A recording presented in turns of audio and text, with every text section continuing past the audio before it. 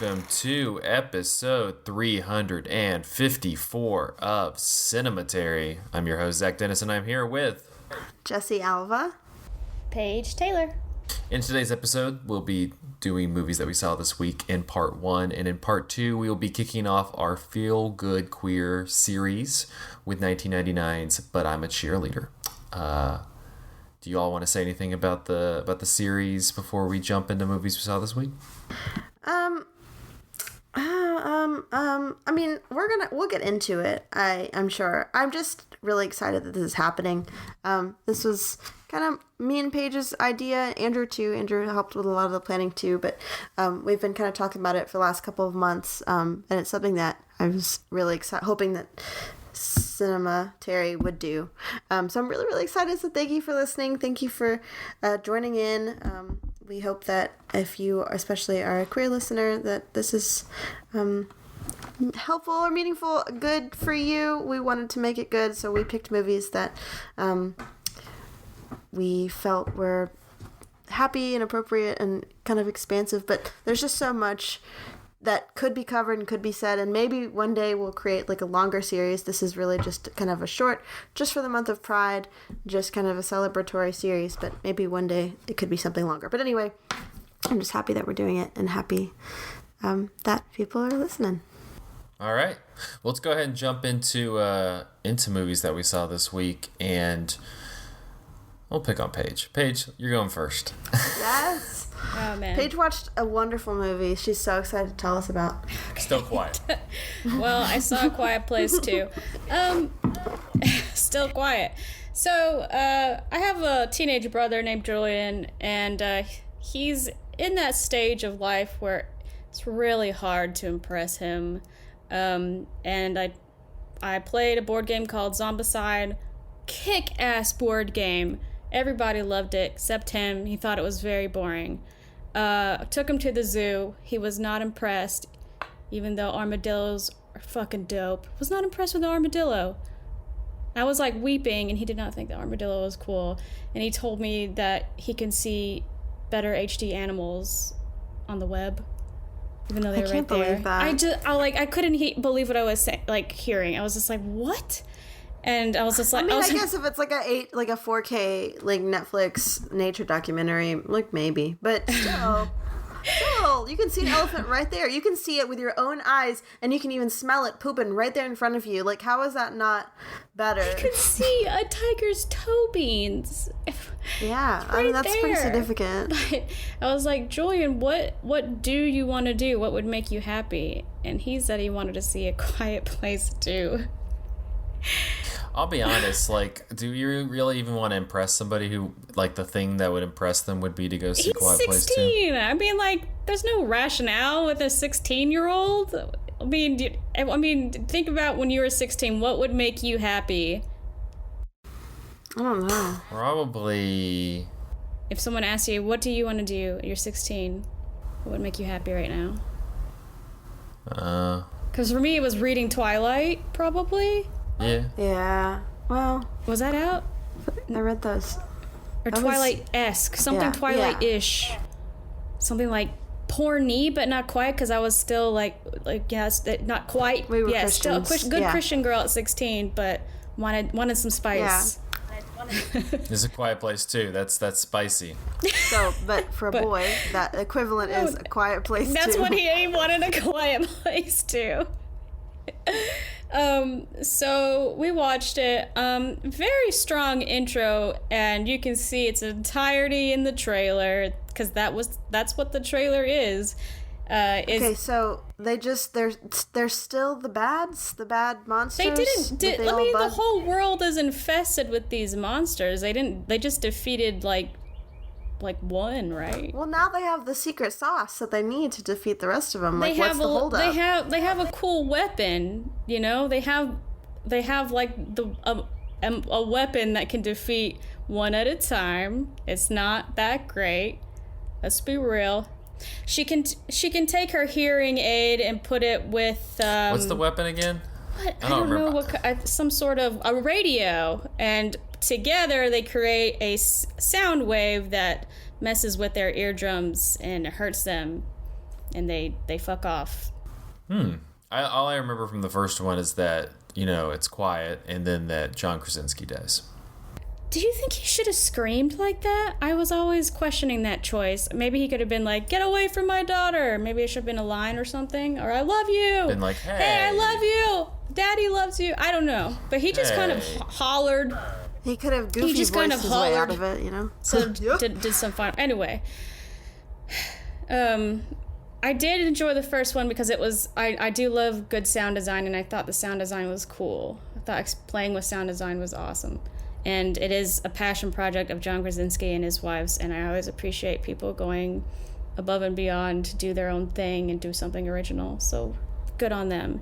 And the second one, I can feel that too. I can feel that they truly love what they were doing, and I appreciate that. So no, I didn't hate it, but I didn't leave feeling blown away. I don't remember much coming out of it. I do remember Millicent Simmons. She's the little girl. She's a deaf actress, and she's very talented, very good. This one is not about the parents anymore. It's about the kids. So I feel like that focal point is better in a way. But this might be me just for being immature. But the thing that I remember most about this movie is the number of leg injuries. We counted 5 leg injuries. Extensive leg injuries? But yes! So 3 characters are, their legs are, gone. Not ripped away, but, unusable. They can't walk. And another character gets stabbed in the leg. Another character gets, lifted up by a leg by one of the monsters. And I was like, what is up with that? Why is John so against legs? And I just kept thinking of that SpongeBob fish going, my leg. Isn't there a scene in the first one too where Mom is going down to the basement or something and she steps right into a nail? Or am I thinking of a totally different movie? Oh yes, there's so many bare feet. Yeah, lots of feet in this movie too. I mean, that's part of your leg. I feel like that counts. Yeah. But I don't know. There's a lot of weird choices too. But I guess in most horror movies, characters have to make bad decisions in order for them to get in stupid situations. So we can all be like, "What are you doing?" But it's still frustrating. Well, it shouldn't just be in there just to be in there. It should be logical. But there's a part where she is walking through the train tracks to get to some destination. And there's a part where there's a train car in the middle of the train tracks. And instead of her going around it, the quietest way to go, she goes through the train car. An arguably noisy thing to do, to open doors and, get on this metal-ass thing. And it just... I was like, what are you doing? Damn! But, of course she attracted a monster when she did that, but whatever. Just shit like that. But I don't know. My brother liked it, so that's all I cared about. I was gonna ask was he impressed? Yeah, he thought it was really good. So. Then it could have been anything, but you impressed him, or maybe John Krasinski impressed him. You know what? Did you get credit for it? He had fun. Yeah, he had fun. So I mean, I still really hope that one day he grows into a man that can appreciate armadillos. But we'll get there, I guess. We hope that for most people. Yeah. That's the sign of becoming a man, really. You like armadillos, right, Zach? Yeah, they're great. I'm from Texas. Yeah, it's really cool how they can roll up, and then unroll. No, that's not. They can't do that. That's a cartoon. Can. What? They totally can roll up and scoot around like Sonic the Hedgehog and then hop out. Armadillos? Are you kidding me? That's what they do. I thought that was a cartoon thing. Can they really roll? We're talking about the same animal, right? Who's correct? Yeah, she's correct. Me? They can roll in a ball. Jessy. Yes. I feel like I've seen them do it. Roll in a ball. How cool is that? That's a little special secret power. We'll let Paige make that discovery and Julian needs to figure himself out. They're so cute and talented. Look at them. Oh, good boy. Oh, hell, that's great. Man, I would You say, oh, hell, that's great. Oh, hell. Oh, hell. Anyway, yeah, you should watch an hour and a half an armadillo rolled into a ball. Instead of Quiet Place 2. Yes. That's Paige's official take. Hot takes with Paige. I'm sorry, didn't you also John say it was just Krasinski. too straight? Yes, that's what I didn't want to talk about. I didn't want to talk about A Quiet Place 2 because I feel like all movies emit some sort of energy, and this was a straight energy for sure. That's hetero. Yeah. What do you, I mean, yeah. He's Kitty. also a Team Armadillo, I guess.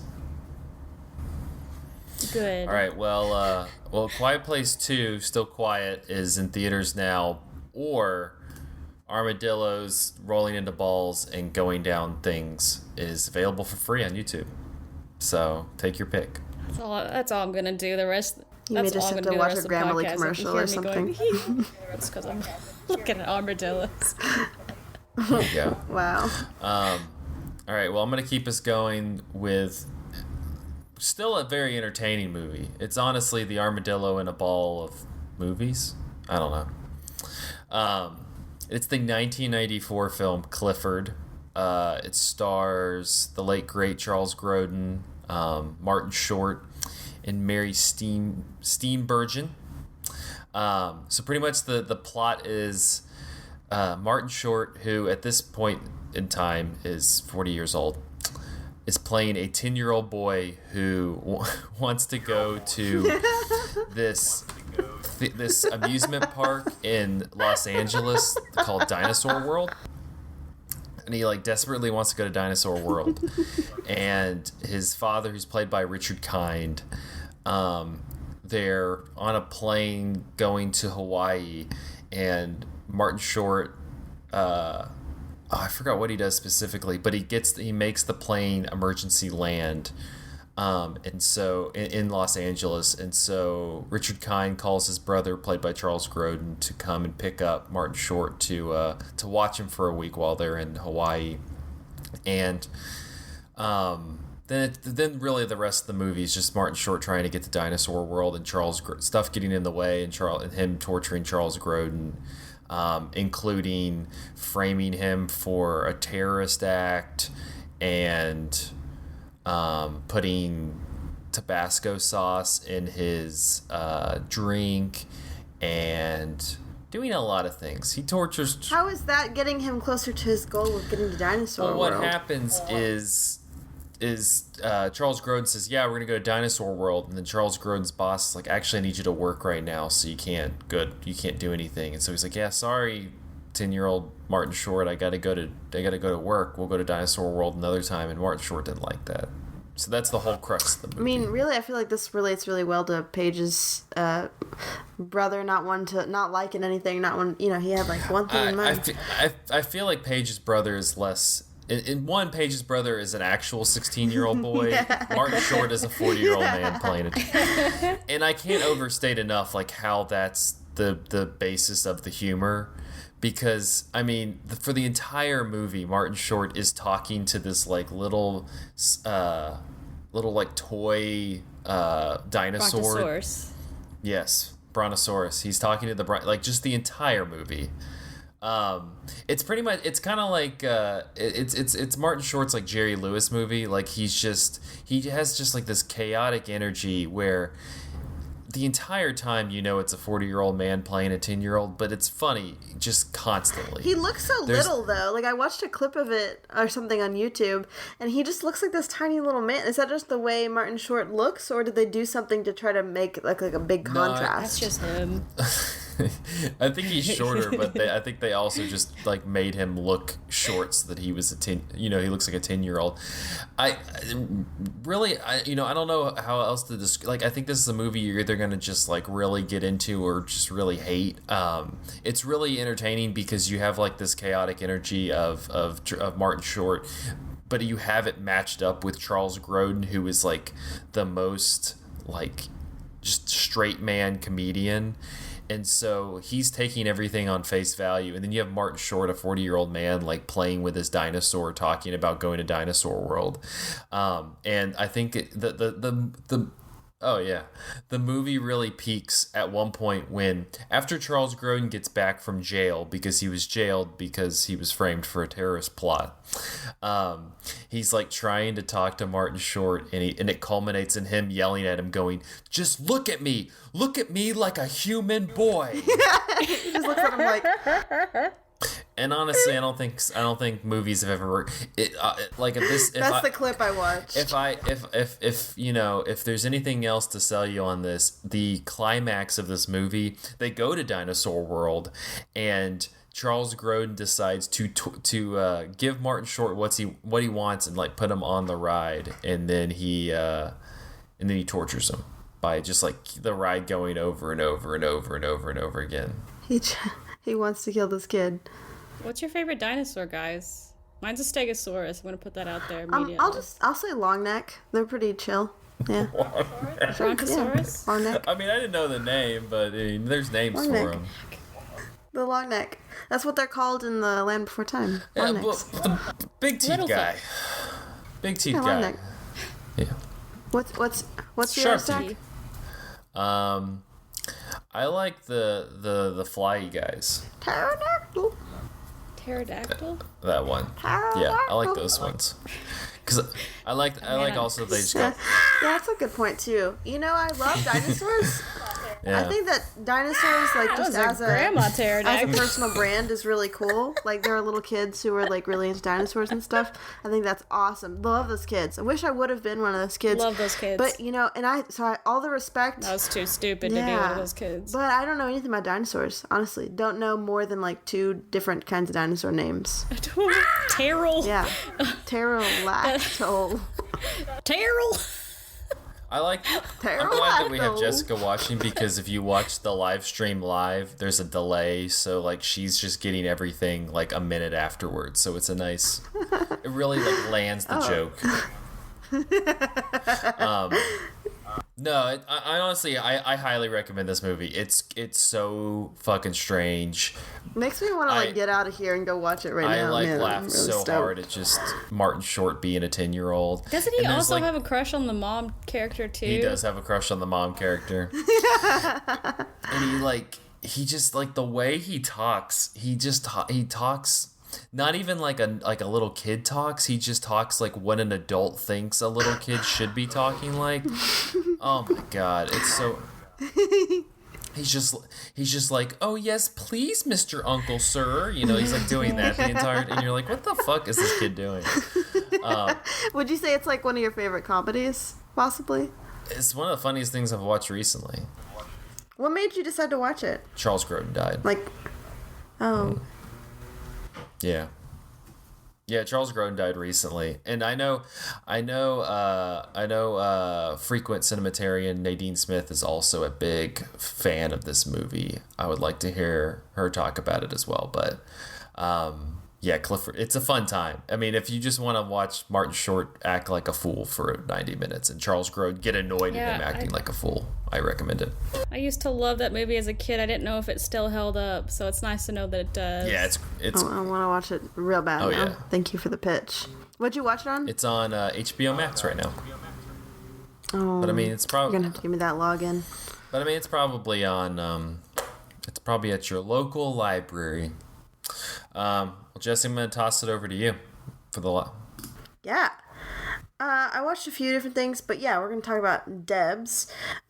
So D.E.B.S. Is directed by Angela Robinson, and we actually considered D.E.B.S. for our for this episode, actually, for the Women Loving Women episode that we're doing, because it is a kind of fun Women Loving Women movie.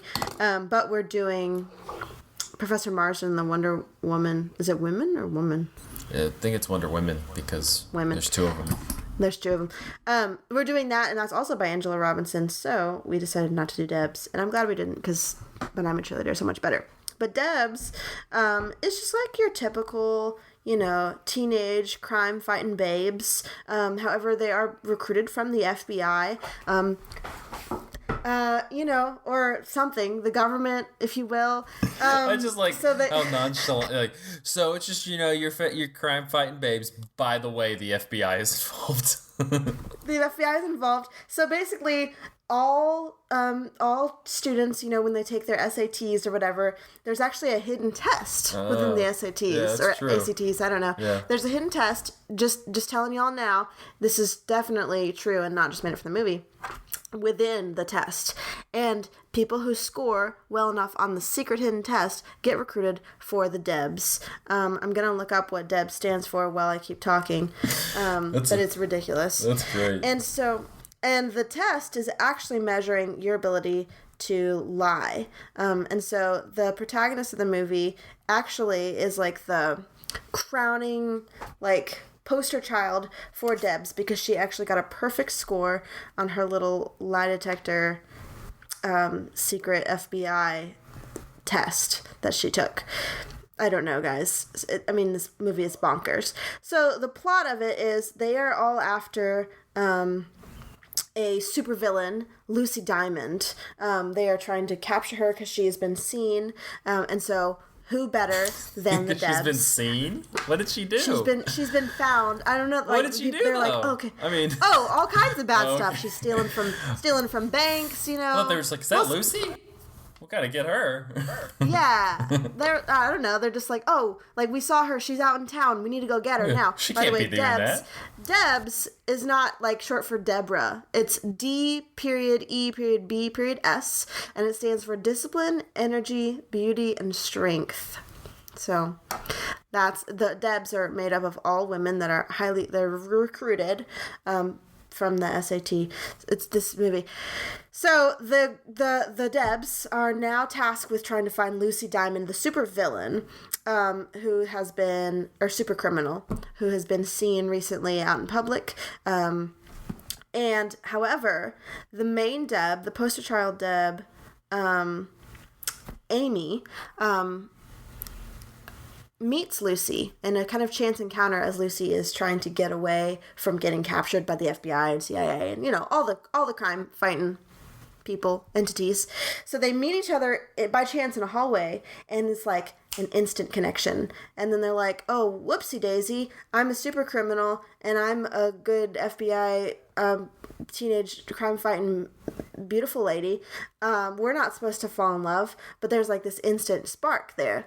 So then the rest of the movie basically revolves around like, wait a minute, I'm supposed to capture you, but we're in love. So Lucy is able to sneak in and kind of basically steal Amy, and the whole movie is just basically Amy and Lucy falling in love and trying not to like let the good guys, quote unquote, know that Amy has been kidnapped and is basically just staying with her supervillain lover. Also, nobody knows that she's gay, except for one of her friends. Who, Amy or Lucy? Amy.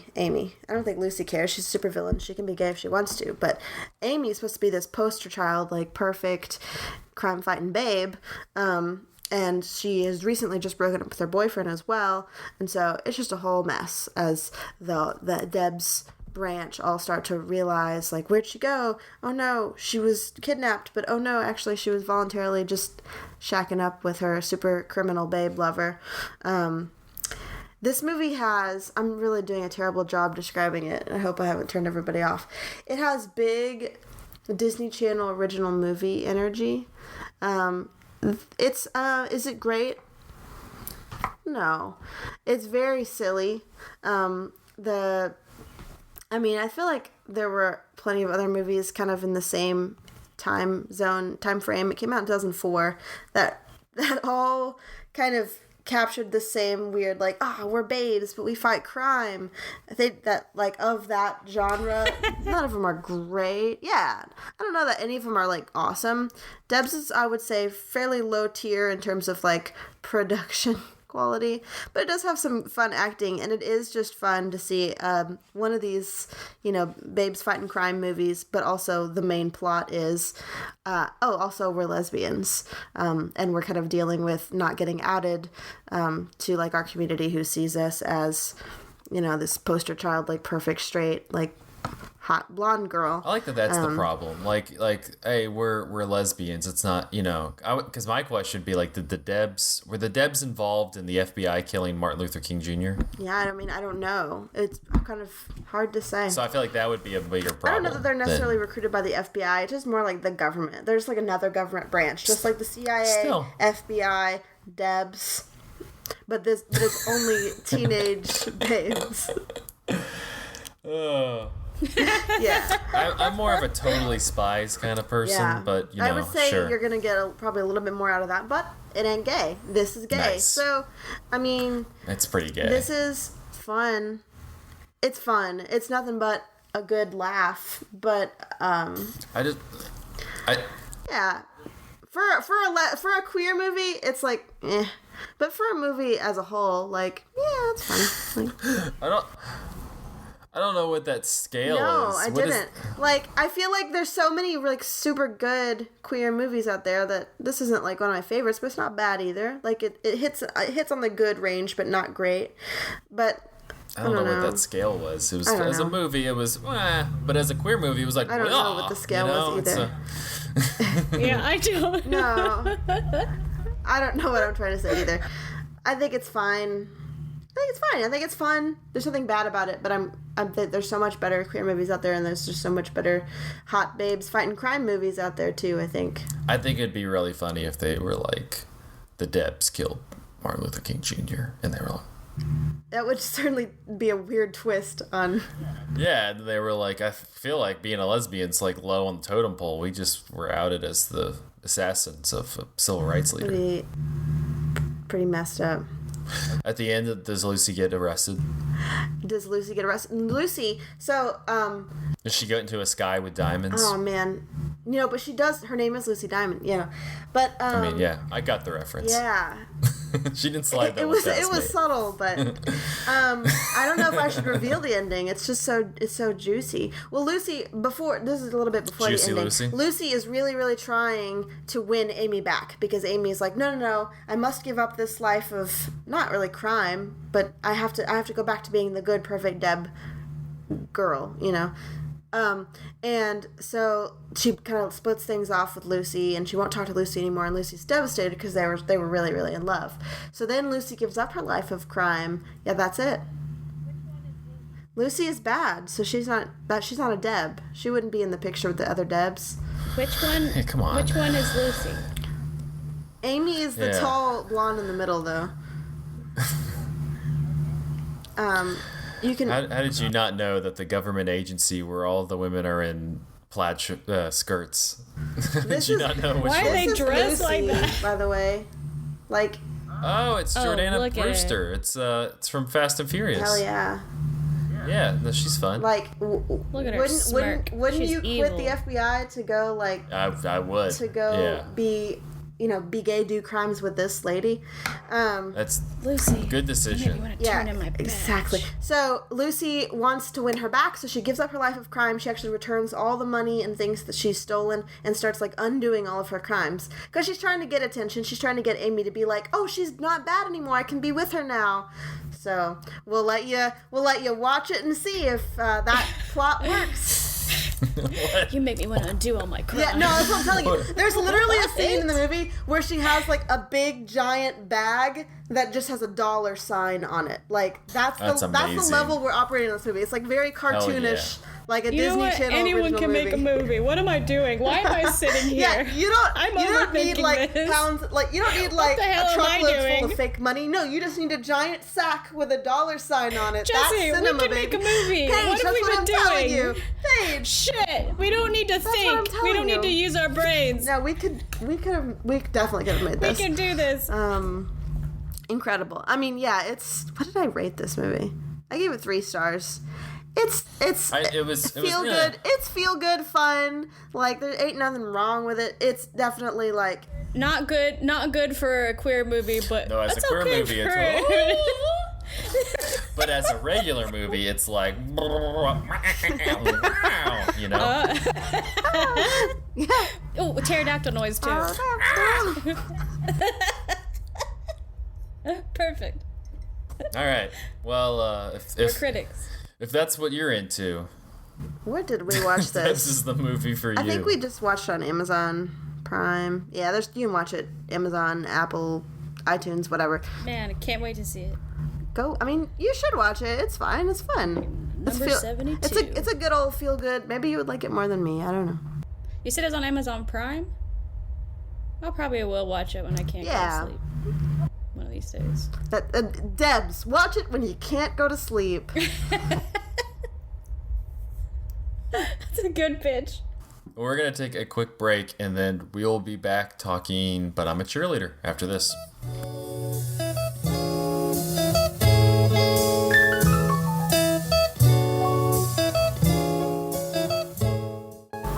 Hello, Cinematary listeners. This is your favorite Filipino podcaster, Jessica Carr. I'm here to let you know about a couple of things that Cinematary offers that you might not know about. First, if you're a fan of what Cinematary is doing, please consider joining us on Patreon. Remember when we weren't clamoring for your dollars? Well, now we're just clamoring for 5 of your dollars. So please help us and donate to our Patreon, and then you'll get exclusive content from our staff, including our Film Theory and Chill series, where a panel takes a piece of theory each month and deconstructs it before diving into whatever topic is on their mind from the past week. The $5 each month is investment in the website and the podcast, and it goes solely to paying our writers for the reviews each week, so please consider doing it. It's only $5. If you missed an episode of Cinematary or a piece of writing we've had, you should consider signing up for our free newsletter. Each Sunday, we send out a note with the latest podcast episode, piece of Patreon content, and the last 2 reviews that we've written at cinematary.com. It's perfect for those of you who are interested in what's happening, and it makes sure that you don't miss a single Cinematary review. Finally, the easiest thing that you can do to help us is to please give us a rating and review on iTunes, Spotify, or whatever else you're using to listen to the show. This helps us get more eyeballs and ears on the podcast and the website, and it helps the people know about Cinematary, which is really what we're here for. So to recap, consider donating to our Patreon, sign up for the free newsletter, and give us a rating or review. We would really appreciate if you could do these things. Thank you for listening, and now back to the show.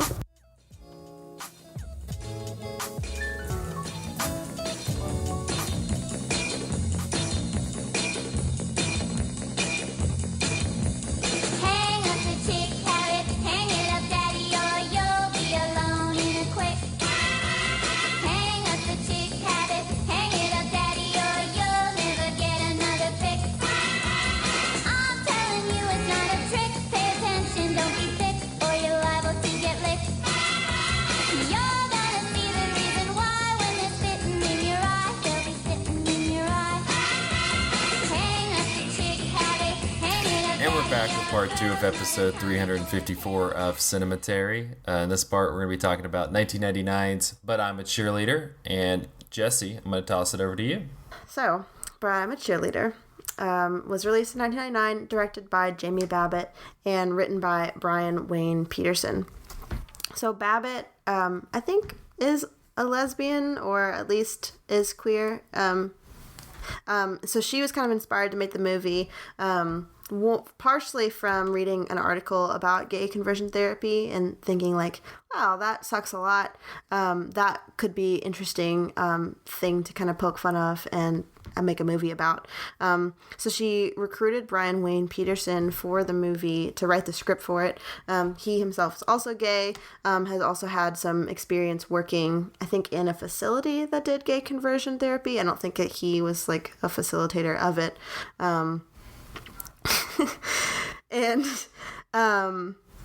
So they kind of worked together, and Babbitt also worked with her girlfriend at the time, Andrea Sperling, to come up with the idea of a cheerleader who attends this reparative therapy camp. She really wanted the main character to be a cheerleader because it was like this pinnacle of this like poster child, like American dream girl. She wanted this like embodiment of femininity and it to still be queer. And for Babbitt, it was really important to represent the lesbian experience from like a femme perspective, which to contrast a lot of stuff that was coming out at the time, like Go Fish and The Watermelon Woman. She felt like this was going to be kind of a cool reversal on that. And I really liked that about the movie too. Just that I think that anything can be and look queer, but I guess for me, coming into my own as like a queer woman, that wasn't a representation that I saw growing up.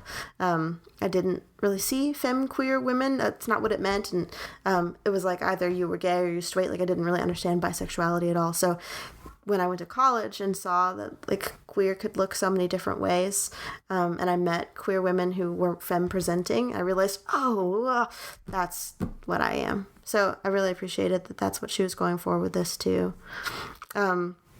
She said her big influences for like the look of the movie were John Waters, David LaChapelle. I wasn't sure who that was. Do you know who that is, Zach? Who is that? Artist. An artist?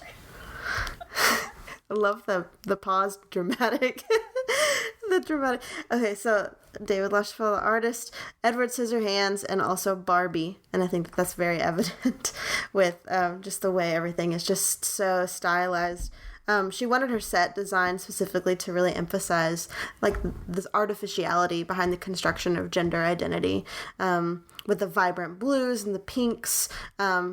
And she wanted kind of, especially that contrast between Megan's hometown with the drab browns and oranges that you see kind of everywhere. She wanted her set for the main portion of the movie to really, really pop and have that big contrast. And I think it's definitely fair to say that you can see John Waters' influence with how vibrant and kind of a little over the top some of the characters act and feel, but in kind of a more gentle way, whereas I think Waters can be a lot more aggressive of a filmmaker and kind of over the top with his characters.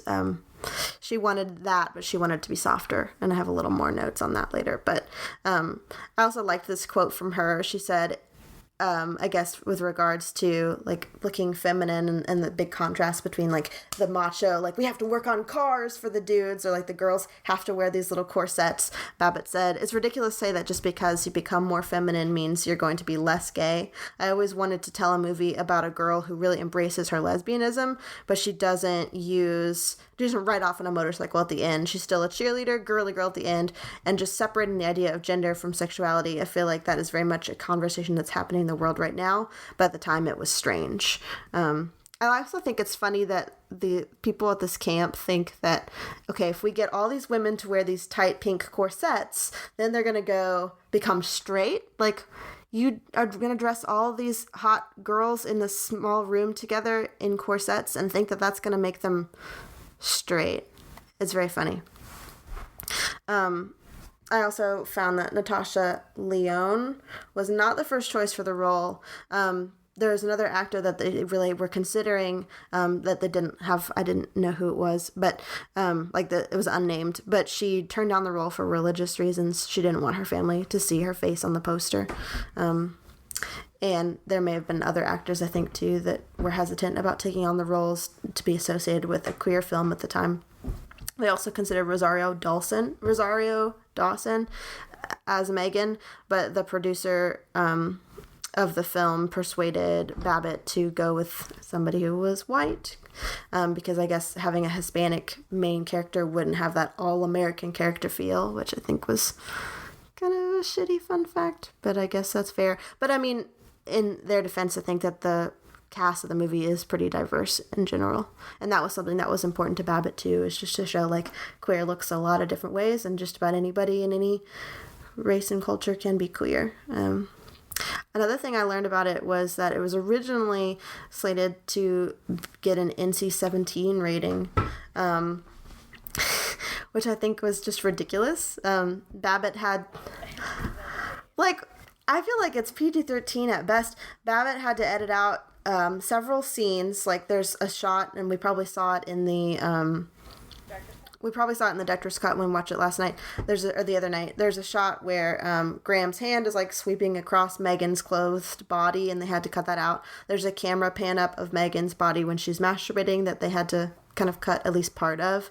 And also a scene where a comment that Megan ate Graham out, which is like, that's worth an NC-17 rating. So Babbitt understandably got kind of pissed about it and basically said, like, you're putting this under so much scrutiny just because it's a queer film. And, like, this is the same year that American Pie came out, and there's a scene where somebody fucks a pie. So, yeah, she felt like the movie is actually pretty mild. And in an interview, the interview I talked about that she did in December with Variety, she felt like the movie... I think she's being way too generous, but could have gotten a G rating by today's standards, because she wanted this movie to be a movie that is made for and targeted to queer teens. She wanted to make like a queer Clueless. And I don't know about a G rating, but I think at least a PG-13. Like, I mean, there's some cusses in that movie, but there's no nudity. And there's like, some people talk about sex, but a little bit here and there, but...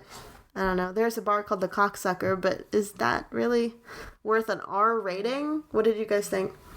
Well, with the way that the NC-17 rating worked, they would probably classify just not mentioning, but like explicitly talking about sexual acts, homosexual acts would be under that purview. But R? I mean, R usually means, like, there's some straight-up titties. Like, there was none of that in this movie. Or too many of the F word. Yeah. That's how NC-17 That's lame. It was 20 years ago. That's homophobic, I think. But whatever. I mean, we're in a different time now. It was the 90s. This has been a long time. Yeah, I thought that the rating was crazy. She was understandably really irritated because if she couldn't get an R rating, then she couldn't get mass distribution. So she needed to at least get the R rating, and she felt like even that was kind of stupid. So initial mainstream response to the movie, in terms of like critical response, was mostly negative when it came out. A lot of people who reviewed it found it kind of flat, fun, a little bit charming, but overall kind of falling flat. And I think the first time I watched it, I maybe leaned a little bit towards that to some degree. I liked it a lot more this time I just watched it.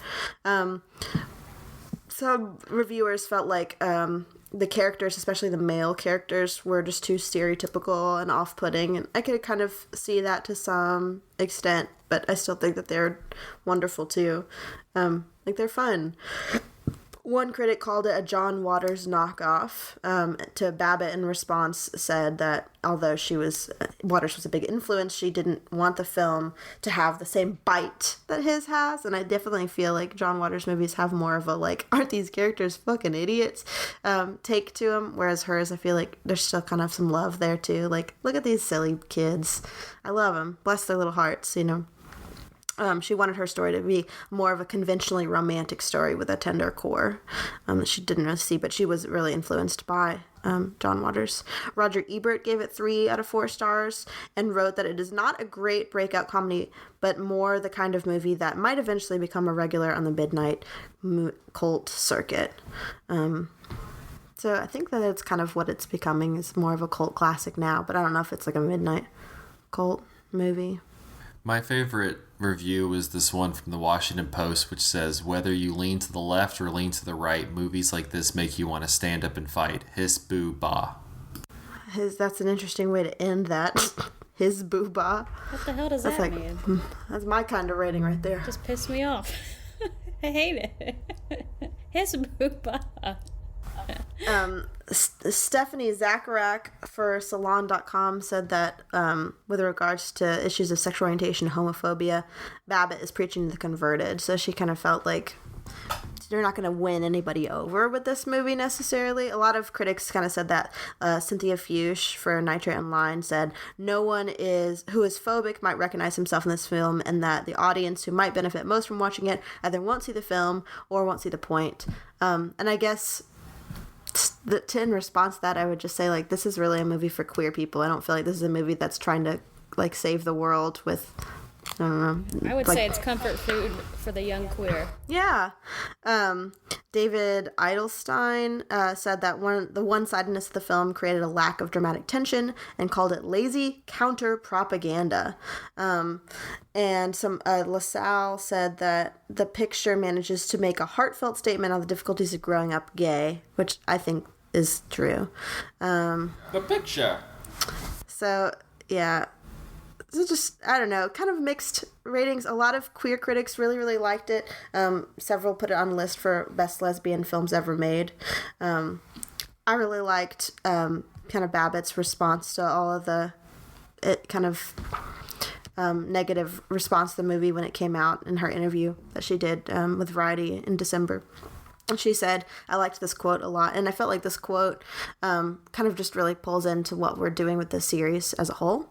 So he said, honestly, at the time, there hadn't really been lesbian comedy. And I think the community was so devastated by AIDS that there wasn't a lot of comedies going on in gay cinema. I think it upset people that I had made a comedy about a really serious subject matter.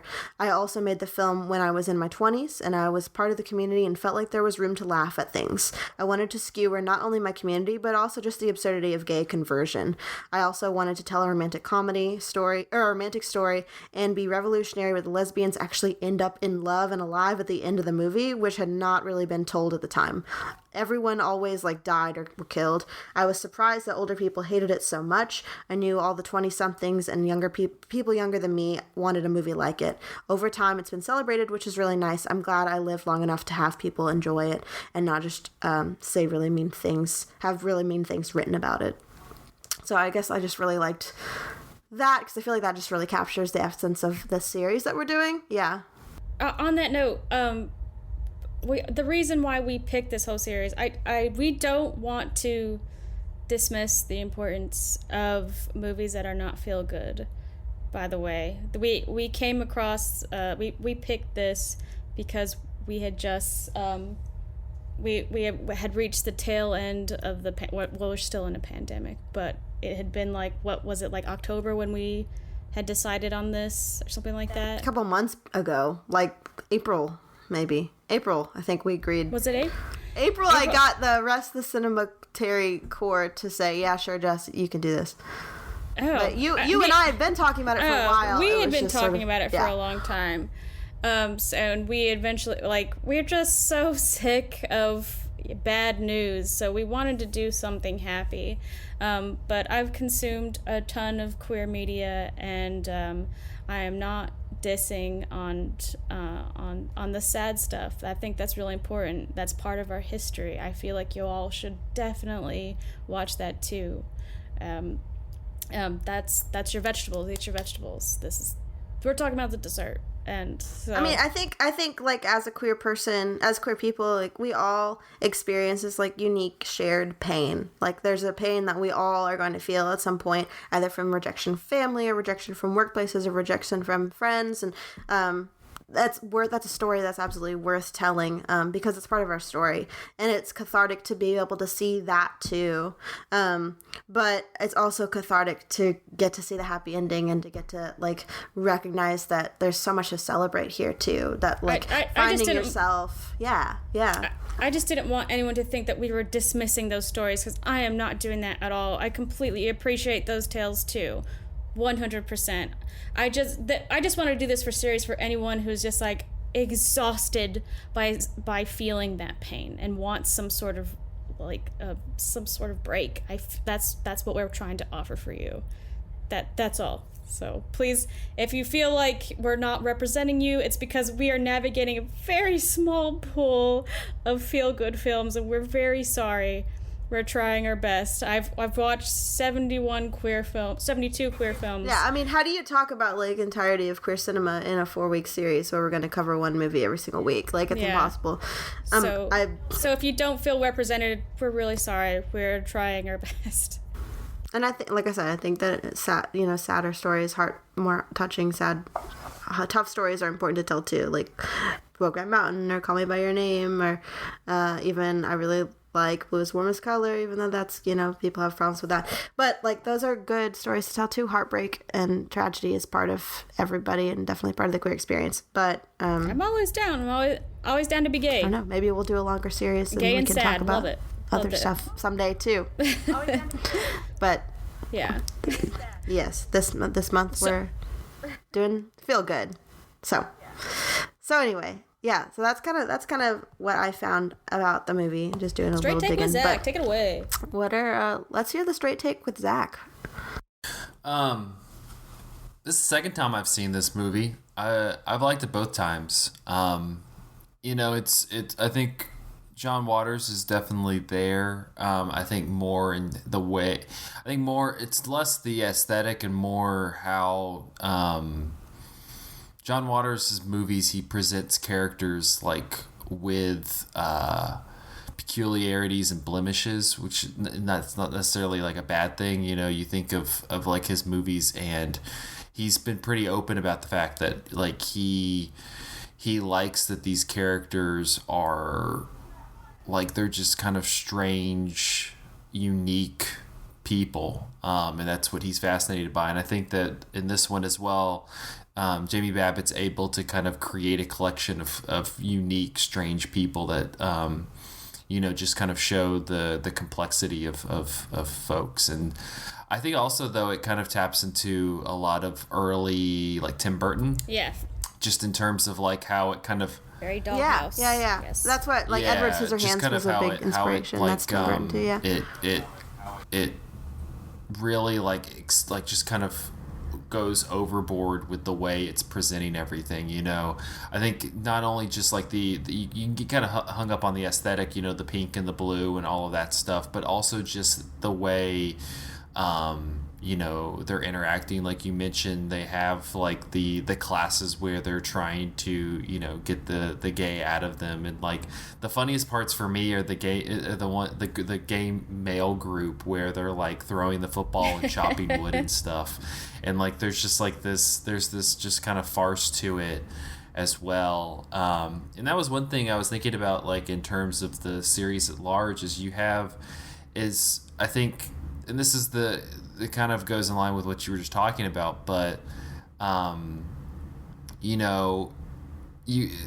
guess for y'all, is there a middle ground that you can find when it comes to queer movies? Because you have, as you described, the sad movies, but then you also have movies like this, or what we're going to be talking about next week, The Birdcage, which is much more of like a farce. And so, I think this does a good job of like displaying real, genuine people, like I said, strange, unique people. But do you feel like that might be like, do you feel like the movie is kind of still too farcical and is missing like the genuine energy of people, or do you feel like it captures that kind of middle ground between like too outrageous and too serious? There is some naivety and innocence that is true. If you're raised in a very sheltered household like I was, like I had no idea that I was queer growing up. I thought everyone thought girls were beautiful and was always admiring them. Like the way she like that whole, I know it looks like satirical, the way she was like, I thought everybody looked at girls. That's literally how I felt. So as she was saying that, I was just like, that's not a joke. So, I mean, there is truth to a lot of the way, if you are raised in a household like that, just super sheltered, yes, it's true. Girls can relate to that. And the way those people think that, like, if you train yourself a certain way to think, then you will be straight, then you can pray it away. Yeah, people believe that. I mean, that's true to life too. But I don't know. I don't think it's. There is a lot of tinted lens there too, because they are in conversion therapy. Mm-hmm. I think it's funny. Like, I was just thinking about this now. Is like, think about the different scenes that they go through at the conversion therapy camp, like the chopping wood scene, or sitting around the campfire, singing about how it's great to be straight, songs with it. And so it's all super ridiculous, but I think, even so, I think that conversion therapy is ridiculous. It's not in any way evidence-based, and it's unethical. And so maybe they're sitting there and giving you like some kind of script to work with that they think is going to... But it's like there's a scene in the movie where they're talking about what's the word they use? Root. Your root. Your root, right? And I'm watching that scene when we were watching it the other day and thinking like, It's not a my thing. root be? What is that? And that's what I was like, that's not a thing. Like, you would never ask a straight person, what's your root? Like, how do you, what's the thing that made you Princess Jasmine? become straight? Yeah, what was that? Because it's not a thing. It's not something that you can sit through so many seminars and suddenly you're cured. It's not a thing that is a direct result of, bad parenting or seeing your mom wear a tuxedo one time, or I don't know, like walking in on somebody watching porn and then you see some boobs. Like, there's no root cause of it. It's just how you It's fake psychology. feel. It's part of who you are. It's not real at all. And so I guess, like, even though the movie is just so bombastic at times, I think that it's got a real genuine core through the absurdity of the whole thing. But I also think that there are movies that can be feel good, or without being necessarily like a full-blown comedy. Like, we're going to talk about Professor Marsden, the Wonder Woman, in a few weeks, and that's not really a comedy at all. It's more of like a romantic drama, I guess. But it's a really sweet movie too. Or like The Handmaiden, which probably totally would have been our Woman Loving Women pick had we not already spent an episode on it a couple of years back. Is a very fun, feel-good movie too, with a just fantastic ending. It gives us the triumph that you want, but it's not like exactly a full-blown just raging comedy like this either. But I also don't... comedies is probably... A really well-done comedy is probably my favorite genre, because it just makes me feel good. It makes me laugh, and laughing, I think, just relieves anger, relieves stress. And I don't think that there's anything lacking from a good, well-made comedy movie that isn't there in a drama or... any other genre. But what do you think? I guess the most unrealistic part is the happy ending, as the only the most critical thing I can say about of this movie. Are you supposed to, yeah, but like, because she does ride away in the back of a truck, but it's a comedy.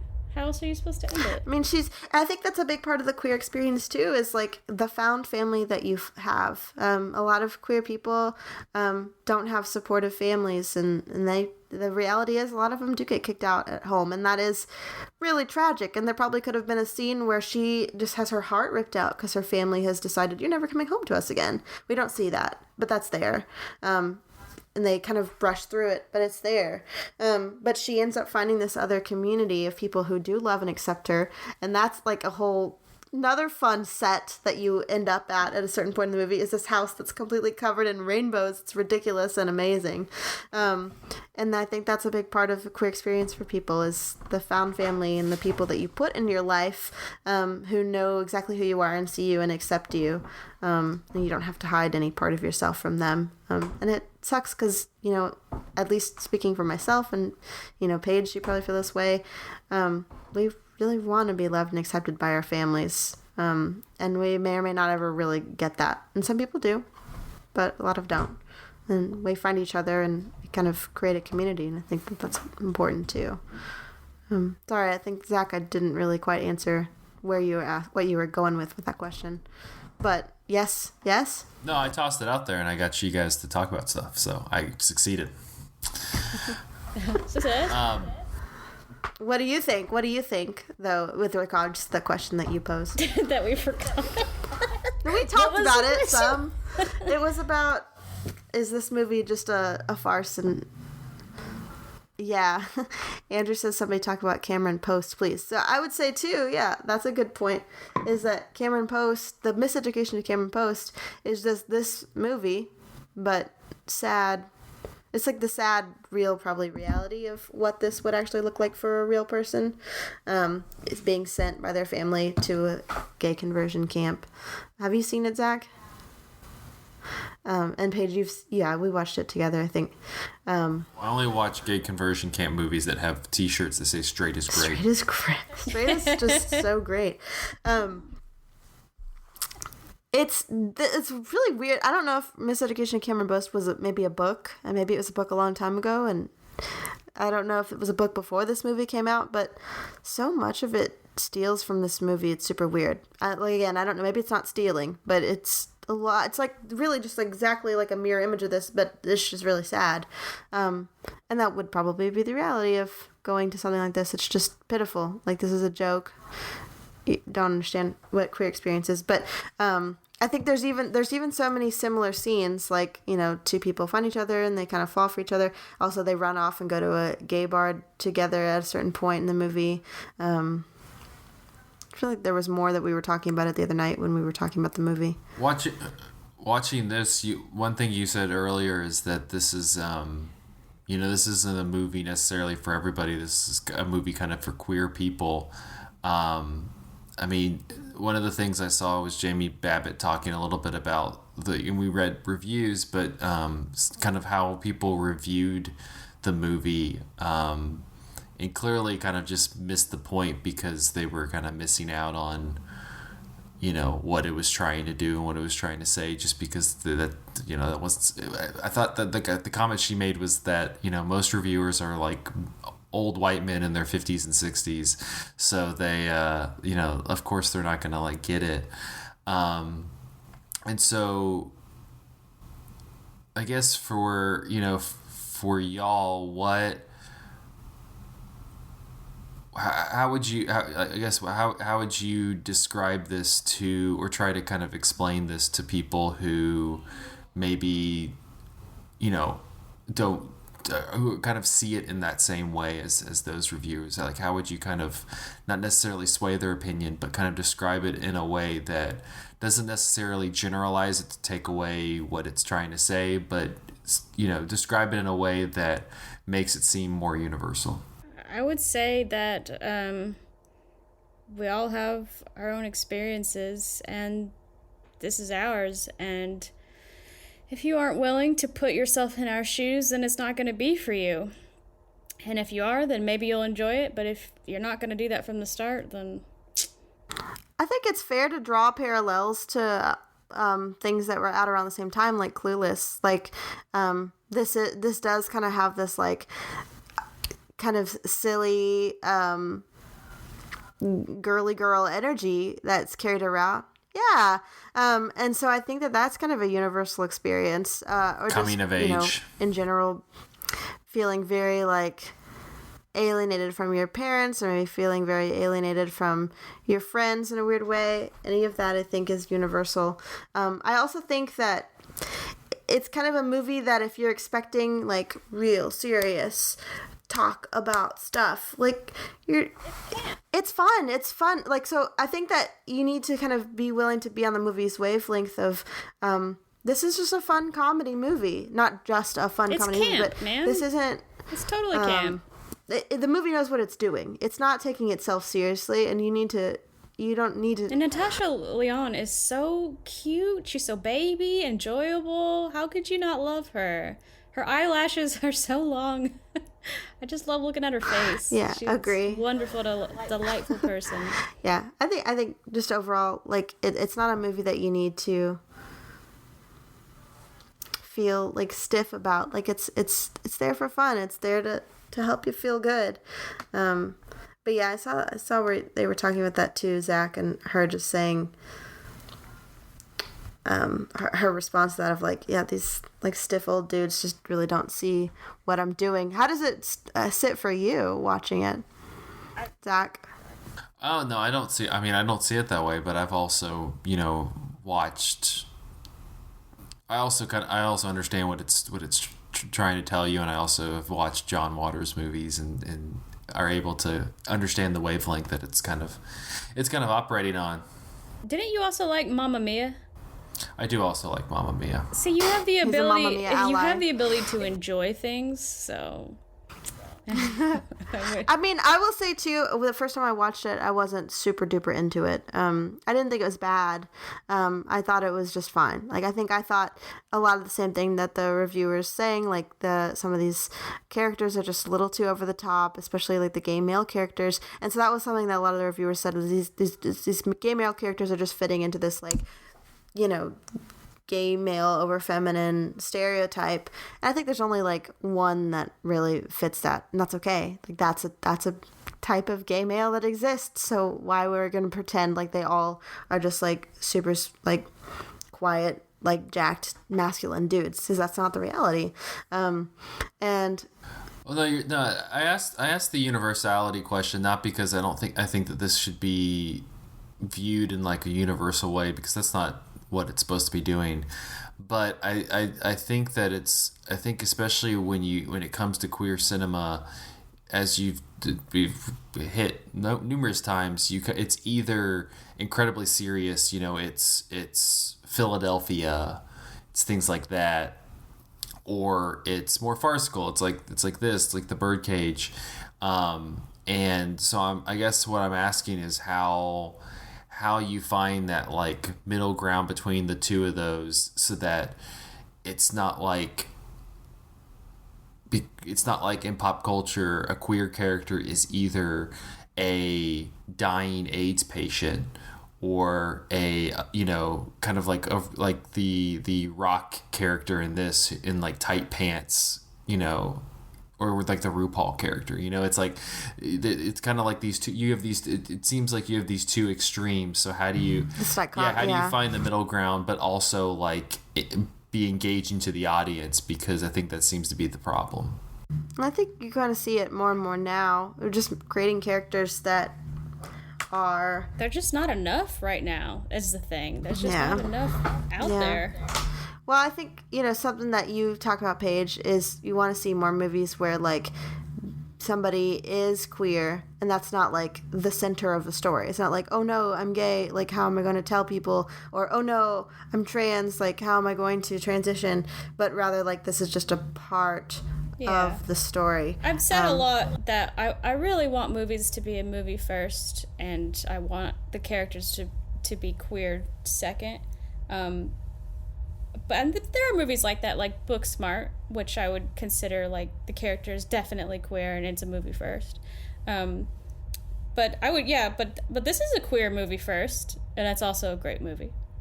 So I would argue with my argument there. So yeah. And I think being conscious, especially if you're a straight writer or a straight director, of like, okay, I think I want to have a queer character in this movie. Okay, what do I want to maybe avoid? Who can I maybe talk to? Like, so if they can consult with people in the queer community as they're writing these characters and saying, okay, I don't want to create a character that's going to harm or be a caricature that's gonna not feel real. Like we talked about with The Handmaiden on our Handmaiden episode, didn't he consult with a lot of people as he was creating that character and creating that world? And that's a fucking awesome movie. Straight people, please, God, please consult other queer people. I mean, I think if you're ever trying to capture a voice that isn't your own, you need to consider the actual real perspective of those people when you're trying to make that happen. I think that's a whole rant, but damn, so many movies like that where like you have like queer actors and they're being puppeted by straight writers, and I'm like, you need help, honey. You don't speak like that. Damn. Yeah, I don't know. What's an example of that? It's interesting. Boy Meets Girl. I'm looking at it right now. I'm getting pissed off thinking about it. Boy Meets Girl. Boy Meets Girl. Amazing trans actress, written by a very straight person. I haven't seen that. Is it a movie or a show? It's a movie. Yeah. They just say a lot of like over explaining about the trans experience, like specifically for a straight audience that no trans person would ever do. So it just makes me really mad to think about. If they just let a trans writer take over the script, that problem wouldn't happen. And you have an awesome trans actress at your hands, and it could have been a good movie. Well, but I think that's just the case with a lot of underrepresented voices. Is they're not the ones with the rich mommies and daddies. So it was just right there. Like, this could have been a happy trans film if you would just let a trans writer write it. Just be like, oh, I'm sorry, I'm straight. Let me just pass that to my trans friend here. I like to think that we're getting slowly more and more mindful of things like that, but then we're still seeing other turds come out every year, so, it's a work in progress, but we're becoming more and more mindful, like, at least what? They got Maybe it. They're like, trans be telling actress the should story, write this part. Oh, okay. They got that far, so. Step one, yeah. So you mentioned that you had other picks for like the I guess lesbian movie slot that this one took. Do you feel like were any of those movies that came after this movie came out? So, I mean, how much of an impact do you feel like the representation that this movie provided on screen kind of led to other movies? Not necessarily coming out because of it, but at least like being able to have that voice. I don't know. I think that this movie isn't like I don't know how like widely heard of this is. I think I'd seen and heard of it, but I only saw it like within the last year. I don't know. It wasn't something I grew up with. Also, it wasn't something I had access to. I don't know about how I would say that it like shaped the landscape of queer movies. I mean, like Babbitt says that she wanted the main character to be like femme because that wasn't really something that was mainly in the landscape at the time. But I think that that's not like specifically only true. Like one movie we considered was Bound for this one, which came out by the Wachowskis. And I think you've kind of got two different representations there. That came out in 96, so that was before this one, of kind of a more femme presenting lesbian and like kind of a more like masc presenting lesbian. So it wasn't exclusively true. And that's a happy ending too, so that's one that we considered for this. D.E.B.S came out later, and that's also kind of got a more femme presenting. I'm glad we picked this over that. But what do you think, Paige? You've probably watched a lot more than I have. You've got like a list of 70. I was also considering Imagine Me and You, which is it's something with Lena Headey from Game of Thrones. I thought you hated that movie. No, not Imagine Me and You is good. You're probably thinking of Jenny's Wedding, which is the straightest queer film on the planet. Never watch that. Imagine Me and You. I just had so much hatred in my voice. But, oh my god. No, Imagine Me and You is freaking cute and happy, but it has one of my unforgivable sins, which is a cheating, like one of them, both, I think one or both are in committed relationships and they cheat in order to fall in love, which is a very common lesbian or sapphic trope for some reason. But it's just very cute. There's a lot of really adorable scenes in it. There's one where they're both like playing DDR, which is a very early 2000s thing that I really liked. So I thought about that one, but then I was like, nah. But I'm a Cheerleader is just so iconic. We gotta go with that. I think it's definitely a more well-known one, and it definitely, I think, jump-started Natasha Lyonne's career too. Yeah, she's a sapphic icon. Yeah, and it's totally straight. Doesn't make any sense. I know, but I mean, she's straight, but she's made a lot of people realize they aren't. So I forgive her. We'll allow it. Yeah. Well, so Zach, can you kind of? Oh, there's a kid. And which one's that? Gigi? That's Gigi Kitten. So your question was kind of like, can you say it again? my question was less a question, but like you picked this movie, and so I guess do you feel like since this has come out, you've seen more kind of femme movies in this ilk that have kind of fallen on, like I said, not necessarily because of this movie, but have you seen more of those in the same realm as the ones that you're naming, or do you feel like that's still something that's struggling to be seen on screen? Struggling, for sure. I don't think anything has come out like it. I think it has definitely held its own. It was actually one of the first, I have this list of queer films that I've seen, and it's number 10 of 72. Of your favorites or ones that you've just seen, straight up? Of all the ones that I've seen. So, sorry, I was early in there. I don't know. I mean, I feel like, especially growing up, like, this would have been a great movie to see, but I didn't have much of an awareness of it, probably just because, it didn't get a super wide release, and I didn't really know about indie movies until, like, college, really. So how would I have accessed it?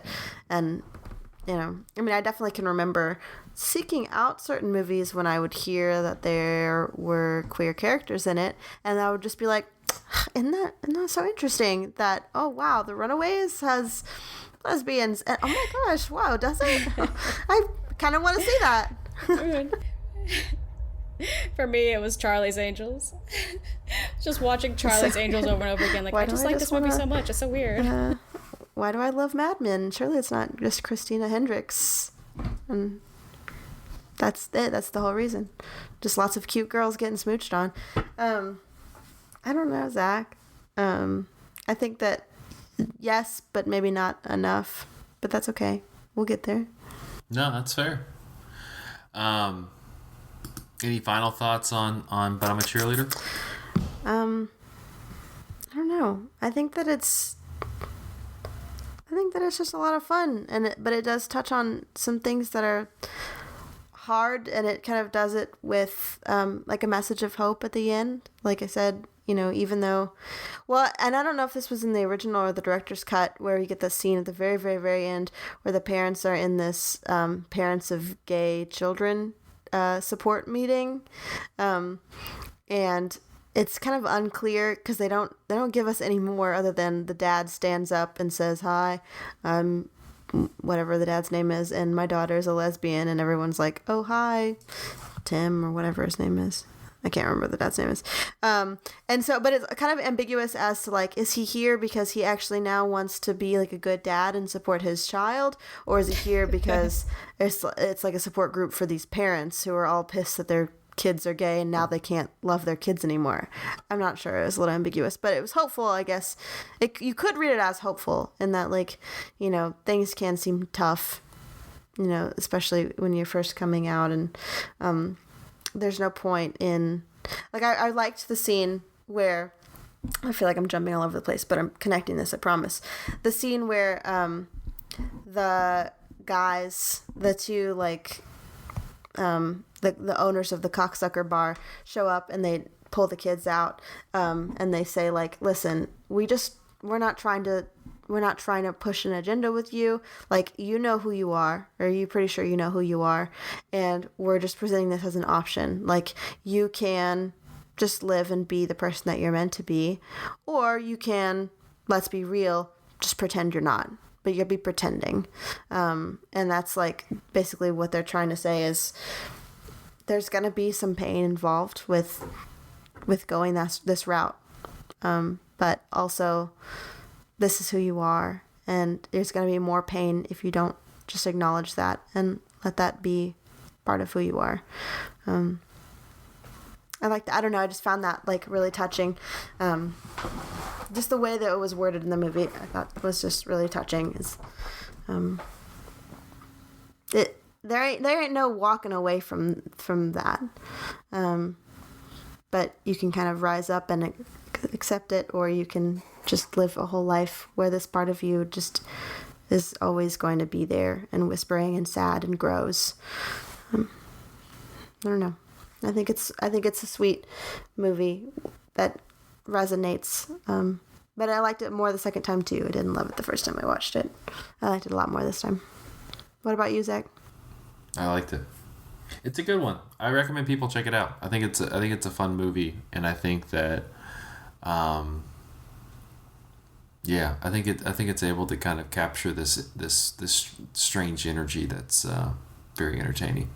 And you know what? When you're done watching it, you should just go on YouTube and watch the Totino's Pizza Roll starring Kristen Stewart. Delightful. Good gay movie. SNL commercial, because that is another peak women cinema right there. You gotta watch it. Yes. That's my homework for after this. Yes. Well, that will wrap up this episode of Cinematary. You can find us on Facebook at facebook.com/Cinematary, on Twitter and Instagram at handle @Cinematary, and on Letterboxd at letterboxd.com/Cinematary, where we post all the movies we talked about in this episode. Thank you to our patrons, patreon.com/Cinematary. If you'd like to support us, you can go there. Thank you to Cam, Chad Newsom, Christina Daughtry, Corey Willingham, Harry Eskin, Candace Sisson, Ron Hayes, Titus Arthur, Tyler Chandler, and Whitney Rhea Ross. Thank you so much for your patronage. Next week, we will continue our feel-good queer movie series with 1996's The Birdcage, which is probably the favorite of the four of mine, so I'm excited to watch that one. I love that movie. It's the best. Thank you guys for listening. We'll see you next week.